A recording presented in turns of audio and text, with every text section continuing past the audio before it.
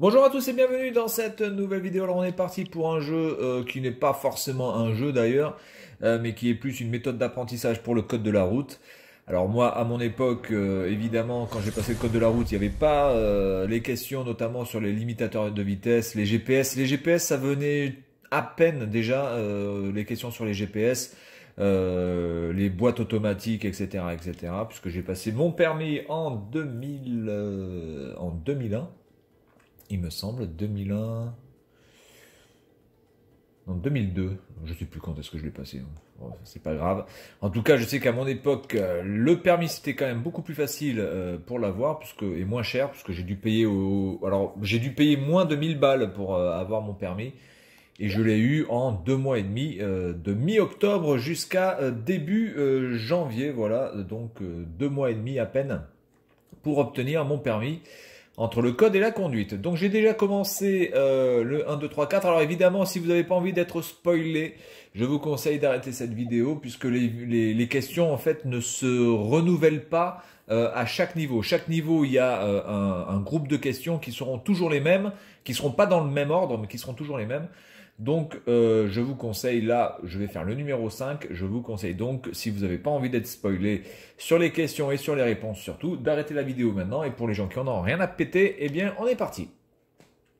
Alors, le jeu est plutôt bien foutu, assez agréable à l'œil. Et puis, on va laisser parler les gens. Je pourrais m'arrêter à l'abri sous ce pont pour équiper ma voiture de chaîne. Alors, je pourrais m'arrêter à l'abri sous ce pont pour équiper ma voiture de chaîne. Alors, ce qui est pas mal aussi, c'est qu'on peut zoomer. Donc ça, c'est bien. Les photos sont de bonne qualité. Ça me change de l'époque où moi, j'avais passé mon permis. Donc, évidemment, non. Quand j'avais passé mon permis, moi, c'était encore avec des diapos, les mecs. Juste un truc de ouf. Alors, il fallait écrire les réponses avec un papier, un vieux Rhodia moisi. Enfin, Ah, complètement non. pourri. En écoutant cette fréquence, je pourrais être informé en temps réel des bouchons. Oui. Réponse C. De la météo, bah oui aussi, hein. Il n'y a pas de raison. Voilà. Ce panneau interdit l'accès aux cyclistes, aux cyclomotoristes, aux motos, cyclomotoristes. Bon, pour l'instant, ça va, c'est pas trop emmerdant. Alors là, on est un peu plus technique. Je tourne à droite, je passe Réponse avant le cycliste. Ah bah évidemment que non. Réponse Généralement, quand B. vous avez des questions comme ça avec des cyclistes, c'est toujours la priorité à la sécurité d'abord. Donc très souvent, vous répondez la réponse la plus sécuritaire. Donc là, par contre, on commence à avoir du temps. Je vois que j'ai le temps en haut qui est affiché. Dans les premiers niveaux, vous n'avez pas le temps, hein. Sur certains autoradios, il est possible d'avoir des informations routières lorsque j'écoute la musique de mon choix. La musique de mon choix. Oui. What? Ah, Qu'est-ce que c'est que cette question? non. Sur Réponse certains C. autoradios, il est possible d'avoir des informations routières bah oui.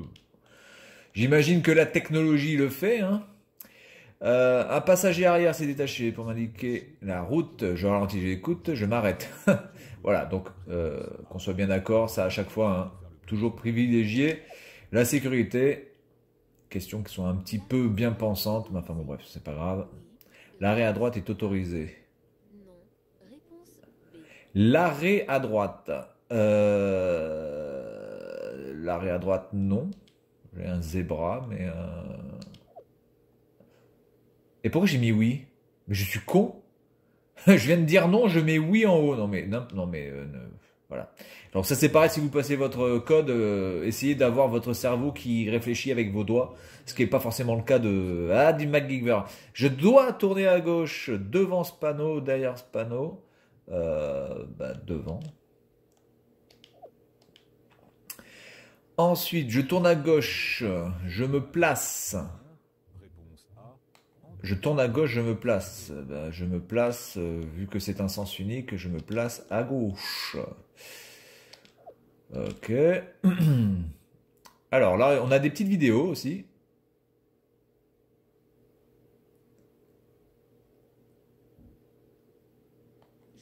Je suis autorisé à franchir la ligne continue. Réponse A. Ah bah, écoutez-moi, si t'es pas autorisé à franchir la ligne continue, attendez, je vois rien. Ben oui, de toute façon, évidemment, parce que sinon tu n'avances pas. Donc si tu n'avances pas, c'est un peu le merdier. Ensuite, un éthylotest chimique permet de connaître son taux d'alcool dans le sang. Alcool dans le sang. Oui. Réponse A. Non. Non, non, ça c'est les keufs qui ont le truc là. Je crois que c'est les keufs qui ont Voilà. C'est juste pour savoir dans l'air en fait. Alors vous avez les solutions hein, quand vous appuyez sur le bouton Y. Vous pouvez avoir la solution quand vous avez fait une erreur et vous ne comprenez pas. Alors là par exemple je vais vous la montrer. Un éthylotest chimique réagit en présence de l'alcool, ce qui le fait changer de couleur. Il passe du jaune au vert. Mais ce procédé ne mesure pas réellement le taux d'alcool de la personne qui l'utilise. Il détecte bien la présence d'alcool, mais la quantité présente dans l'air respiré est très approximative. Voilà, donc en fait, nous, on a accès qu'aux trucs, on va dire, basiques. Hein, voilà. Allez, on continue. Plus je roule vite, moins je roule lentement, c'est ça? Mieux je perçois les indices, moins bien je perçois les indices, évidemment. Évidemment. Klaxonner en ville alors qu'il n'y a pas de danger est avéré. Eh bien, évidemment, c'est sanctionnable. Alors à Taïwan, heureusement que c'est pas sanctionnable parce que je pense que tout le monde serait déjà fauché depuis longtemps. C'est sanctionné. Oui, c'est sanctionné. Donc parce que c'est hop. À Taïwan, vous entendez les klaxons à chaque fois. Il y a un cafard qui traverse le klaxon. Ce panneau est mis en place parce que je risque de rencontrer des ralentisseurs, parce que je risque de rencontrer des usagers vulnérables. Des usagers vulnérables? Qu'est-ce que ça veut rien dire ça, des usagers vulnérables? Non, je pense que c'est des ralentisseurs. Ça aussi, en France, ça a beaucoup... Ah merde! Ah bah tiens, alors, solution. Et il y a de fortes chances que je trouve des ralentisseurs. Est-ce pour cela que la vitesse est limitée à 30 km/h? Bien sûr que non, la vitesse est limitée parce que l'endroit est dangereux, notamment parce qu'il y a des risques de rencontrer des usagers vulnérables. Plus de piétons, notamment des enfants, des cyclistes.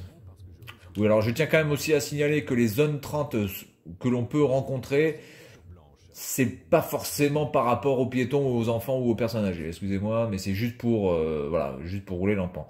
Je laisse passer la voiture blanche.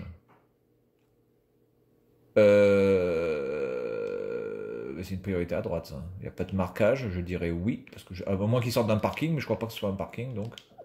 Ok. Pour mieux me retourner lorsque j'effectue une marche arrière, je détache ma soeur. Évidemment que non. J'en suis à 17 sur 20 là. Pour signaler mon approche à certaines stations, je peux faire un bref appel de phare.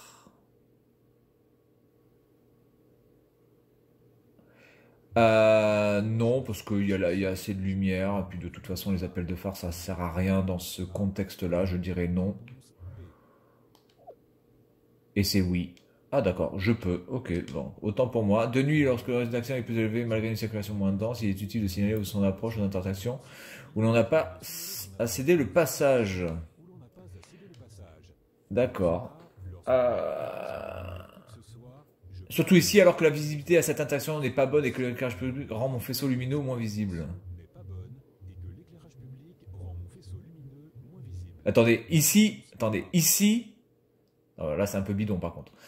Autant je peux comprendre la réponse dans son ensemble, mais là, par rapport à l'explication qu'il me donne ici, je suis désolé, c'est bidon. L'éclairage public,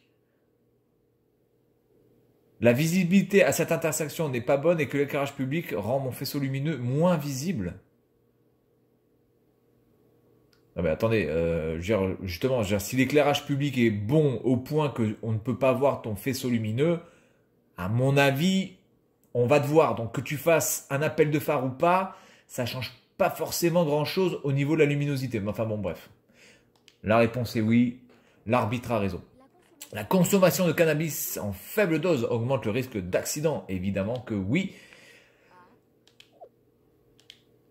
Allez, il reste encore 2 questions. Je dois m'arrêter. Oui. Réponse A.